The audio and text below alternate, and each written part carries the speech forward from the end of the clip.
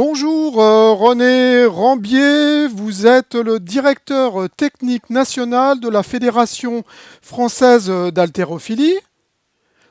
Tout d'abord, L'haltérophilie, musculation. et musculation, c'est important. Tout d'abord, merci d'avoir répondu favorablement à notre invitation. Vous êtes toujours sur place en Roumanie où se déroulent depuis lundi les championnats d'Europe d'haltérophilie jusqu'à aujourd'hui dimanche. Nos 4 Français sélectionnés sont tous montés sur le podium et repartent avec 9 médailles, 2 titres de vice-champion d'Europe. Dites-moi, c'est pas mal du tout ça? Oui, bien, bonjour.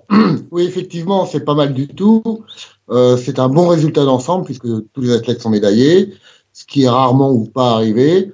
Donc, c'est un bon résultat. On peut Pouvez-vous dire que pouvez-vous nous détailler les résultats donc, de nos 4 champions et analyser leurs performances? Alors, commençons, si vous voulez bien, par Manon Camille Lorenz. Manon a fait une bonne compétition. Elle revient dans sa catégorie de prédilection, les 53 kilos.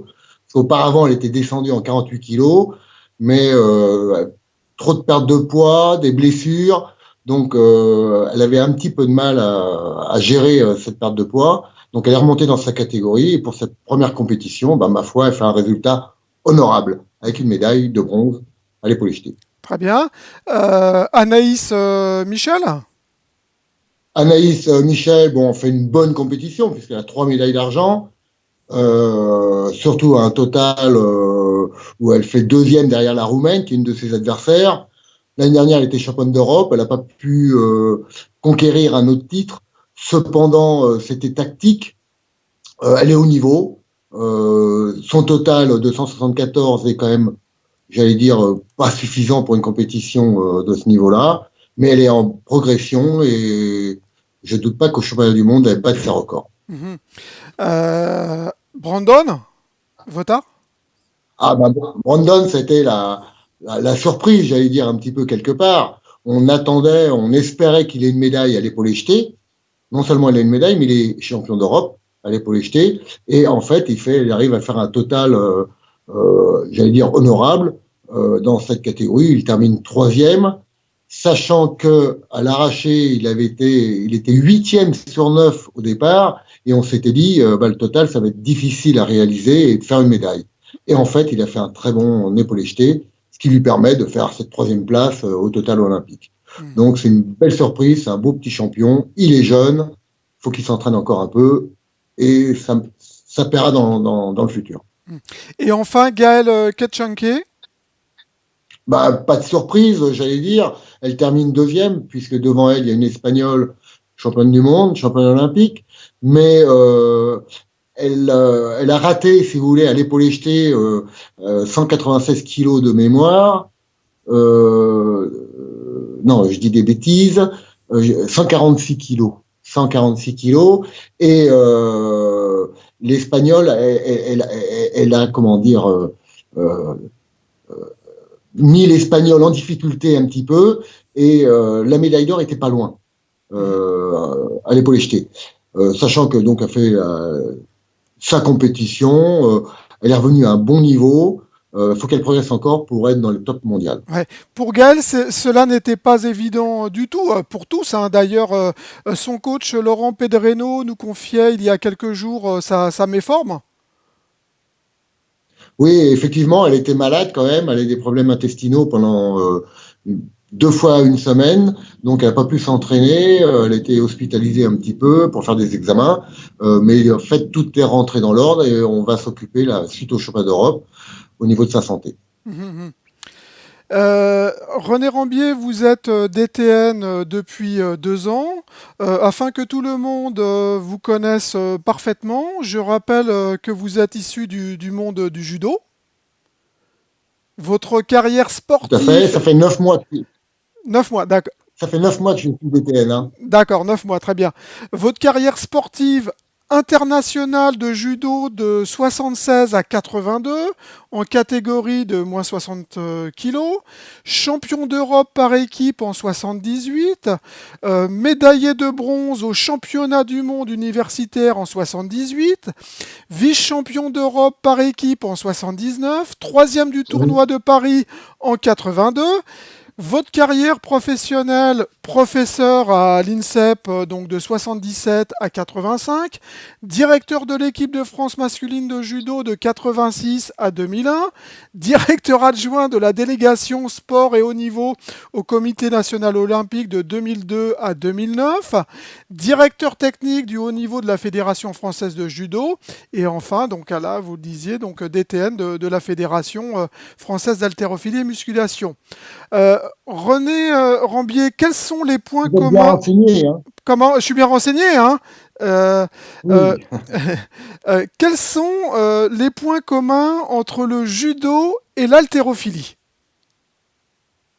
Je dirais les points communs, c'est au niveau de la performance. C'est-à-dire que les exigences de la performance, que ce soit le judo, l'haltérophilie ou tout autre sport d'ailleurs olympique, sont les mêmes. C'est-à-dire au niveau,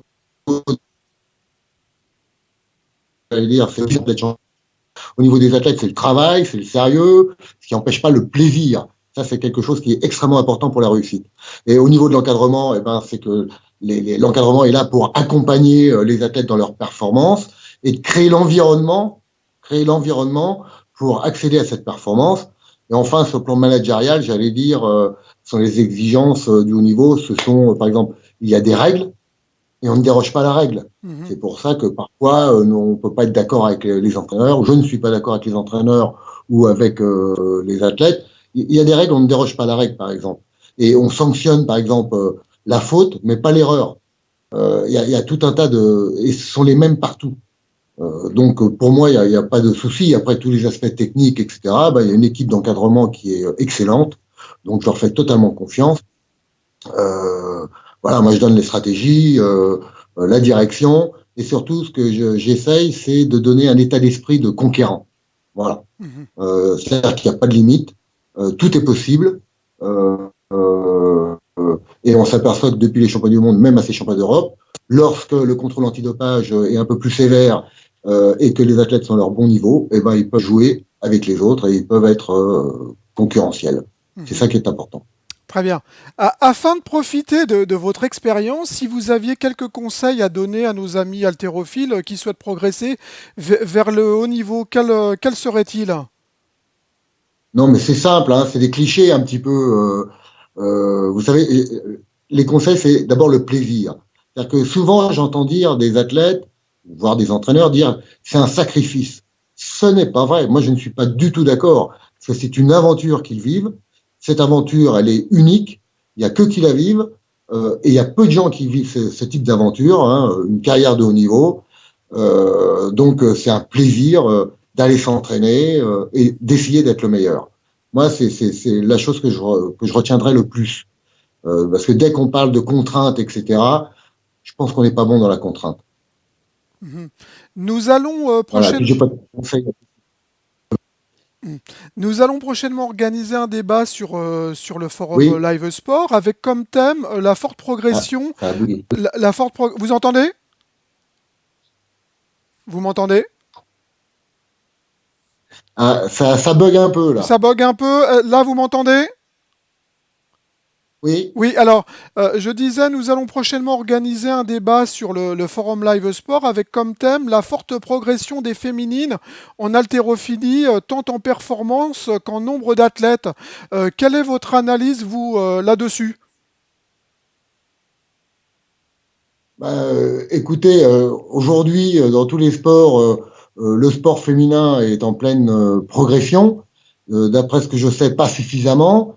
Je crois qu'aujourd'hui, l'haltérophilie, et notamment avec la musculation, les salles de fitness et autres, on prend un peu plus soin de son corps, de sa santé. Et dans ce cadre-là, ça profite à l'haltérophilie. Et on essaye de mettre en place quelques plans de féminisation au niveau de la fédération, avec comment on appelle ça, silhouette haltère. C'est essentiellement des programmes féminins pour que les femmes se sentent bien dans leur corps, et joli. Un peu de muscles, c'est toujours très sympa. Quelle compétition allez-vous préparer maintenant, les prochains stages? Voilà, quel est le calendrier? Bah, écoutez, l'objectif sont les Jeux Olympiques, ça c'est clair, c'est la compétition à ne pas rater, et c'est ce que l'on prépare. Pour se préparer, bien évidemment, il va y avoir des nouvelles règles au mois de fin juin, début juillet, avec de nouvelles catégories de poids, etc. Donc, il risque d'y avoir beaucoup de changements, beaucoup de changements. Et là, nous partons, enfin, l'équipe partira en Roumanie et au Qatar pour préparer les championnats du monde. Sans parler, bien sûr, des stages à l'INSEP. Hmm. Bien écoutez, merci René Rambier. Allô, Oui, vous m'entendez? Ah, je vous en ça. prie. Oui, oui. Alors, Oui, oui, ça y est. merci René Rambier et à bientôt. Bonne journée à tous. Je vous en prie, merci beaucoup à vous. Allez, bon retour sur la France. Au revoir. Merci.